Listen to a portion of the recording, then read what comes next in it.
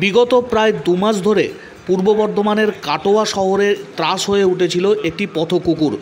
একাধিকবার বহু মানুষকে আঁচড়ে কামড়ে দিয়ে ক্ষতবিক্ষতও করছিল। রাস্তায় বেরোতে অসুবিধার মধ্যে পড়ছিলেন পথ চলতি মানুষজন।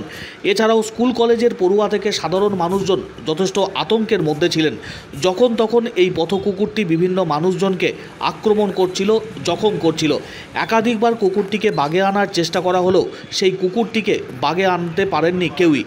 অবশেষে কাটোয়া পৌরসভার উদ্যোগে এবং প্রাণী সম্পদ বিকাশ দপ্তরের সহযোগিতায় Burdwan society for animal welfare তারা উদ্যোগী হলো এবং ওই পথ কুকুরটিকে খাঁচাবন্দি করে নিয়ে আসা হলো। অ্যানিম্যাল সোসাইটির যারা দায়িত্বপ্রাপ্তরা রয়েছেন তারা আজ কাটোয়া শহরে এসে উপস্থিত হন। তারপর নানান রকম পদ্ধতি অবলম্বন করে কুকুরটিকে অবশেষে খাঁচাবন্দি করতে সমর্থ হয়েছেন তারা। এরপর কুকুরটিকে পর্যবেক্ষণে রাখা হবে এবং নির্দিষ্ট সময় পর আবার তার নির্দিষ্ট এলাকাতেই ওই কুকুরটিকে ছেড়ে দেওয়া হবে বলে জানাচ্ছেন সংশ্লিষ্ট দায়িত্বপ্রাপ্তরা।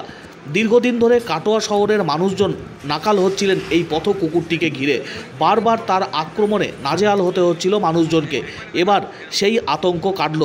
কাটোয়া পৌরসভার উদ্যোগে এবং প্রাণী সম্পদ বিকাশ দপ্তরের সহযোগিতায় বাডওয়ান সোসাইটি ফর অ্যানিম্যাল ওয়েলফেয়ারের সদস্যরা অবশেষে কুকুরটিকে খাঁচাবন্দি করলেন।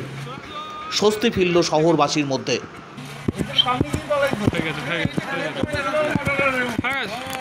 একদম কনফার্ম। দেখি দেখি